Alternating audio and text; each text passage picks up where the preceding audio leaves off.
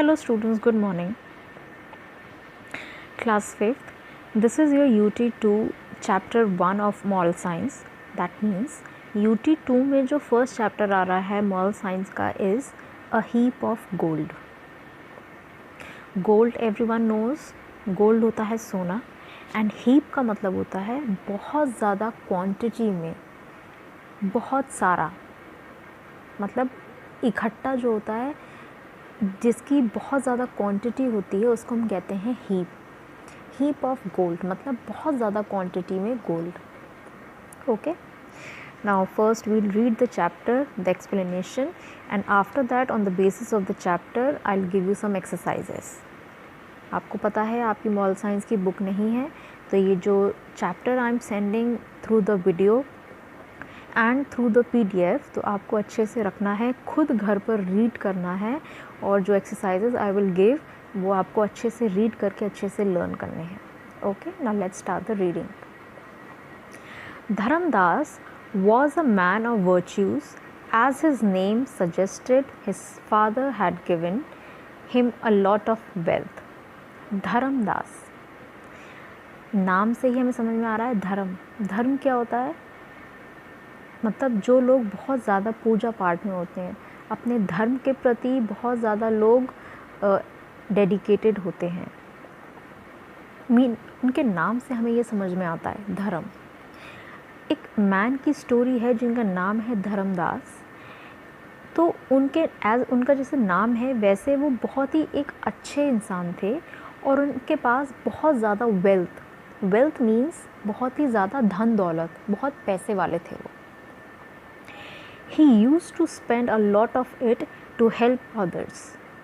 उनके पास, जैसा कि स्टोरी में है, कि बहुत ज़्यादा वेल्थ थी, बहुत ज़्यादा पैसा था, तो वो अपने मोस्ट ऑफ द पैसे का यूज़ करते थे दूसरे लोगों की, पुअर लोगों की हेल्प करने में, मतलब उन लोगों को जिनको बहुत ज़रूरत होती है पैसे की. It was his habit to help anybody. उनकी आदत थी, हैबिट मीन्स आदत थी दूसरों की हेल्प करना. So he was surrounded by a lot of people always. उनकी आदत थी लोगों की मदद करने की, इसलिए उनके आसपास हमेशा बहुत सारे लोग रहते थे. Soon he spent all that he had. Soon मतलब जल्द ही. He spent, उन्होंने सारा खर्च कर दिया, all that he had, जितना उनके पास था. All those who were coming to him suddenly disappeared. जितने भी लोग उनके पास आते थे, suddenly means एकदम से, वो सारे ही लोग disappear मतलब गायब हो गए. मतलब पहले जब उनके पास वेल्थ थी, वो लोगों की हेल्प करते थे, तो सारे लोग उनके आसपास रहते थे. फिर जब उन्होंने लोगों की बहुत हेल्प की, उनका सारा पैसा, उनकी सारी वेल्थ ख़त्म हो गई, तो जितने भी लोग उनके पास आते थे वो सडनली डिसअपियर मीन्स गायब हो गए. He became very poor and very few were there to inquire about him. वो एकदम से बहुत पुअर मीन्स गरीब हो गए, और कुछ लोग, फ्यू मीन्स कुछ लोग, उनको इंक्वायर मीन्स उनकी इंक्वायरी करने के लिए आते थे. कुछ लोग, ज़्यादा लोग नहीं आते थे, कुछ लोग आते थे. Even during those hard days, he never strayed from the righteous way. Even during का मतलब है उन दिनों में भी. Even during those hard days, उन कठिन दिनों में भी उन्होंने अपना right path मतलब सही का रास्ता नहीं छोड़ा. He prayed to God every day to bless him enough for helping the needy who came to him. वो हर दिन every day he used to pray to God. वो गॉड से प्रे करते थे कि हे भगवान, मुझे इतना दीजिए कि मैं और लोगों की, जिन लोगों को ज़रूरत है, मैं उनकी मदद कर सकूं. जो ज़रूरतमंद लोग हैं, जो नीडी लोग हैं, मैं उनकी हेल्प कर सकूं. आप मुझे इतना दीजिए. One night he had a dream. एक दिन उन्हें नींद में एक सपना आता है. A divine person came to him and said. Divine person means वो लोग जो बहुत अच्छे होते हैं, जो बहुत पूजा पाठ करते हैं, लाइक पंडित और पंडित type, you can say Pandit type लोग जो होते हैं। तो एक दिन एक डिवाइन पर्सन उनके सपने में आए और क्या कहते हैं वो, Dharmadas, there is one way for you to get a lot of wealth. एक तरीका है जिससे तुम बहुत सारी वेल्थ पा सकते हो। Tomorrow you will find me coming to the shadow of the big tree in front of the temple. वो कहते हैं कि कल तुम्हें एक बहुत बड़ी शैडो दिखेगी उस पेड़ के पास आते हुए टेम्पल पर, मतलब मंदिर पे पेड़ के सामने in front of the big tree तुम्हें एक शैडो दिखेगी। शैडो मीन्स परछाई। I will sleep in the shade, मैं वहाँ छाई में सो जाऊँगा। I will sleep there. All you have to do is to pick my stuff. All you have to do मतलब तुम्हें सिर्फ ये करना है, you have to pick my stuff, तुम्हें मेरा सारा सामान उठाना है, and hit on my head, और मेरे सर पे मारना है। My body will turn into a heap of gold, you can take it all. कहते हैं कि जैसे ही तुम मुझे हिट करोगे, माई बॉडी, मेरा जो शरीर है, it will turn into a heap of gold, वो गोल्ड में तब्दील हो जाएगा, वो गोल्ड में चेंज हो जाएगा। हीप मैंने आपको बताया है बहुत ज़्यादा क्वांटिटी में। You can take it all, और तुम वो सारा ले सकते हो। Although Dharmdas did not believe और like the idea, he went to the tree next day.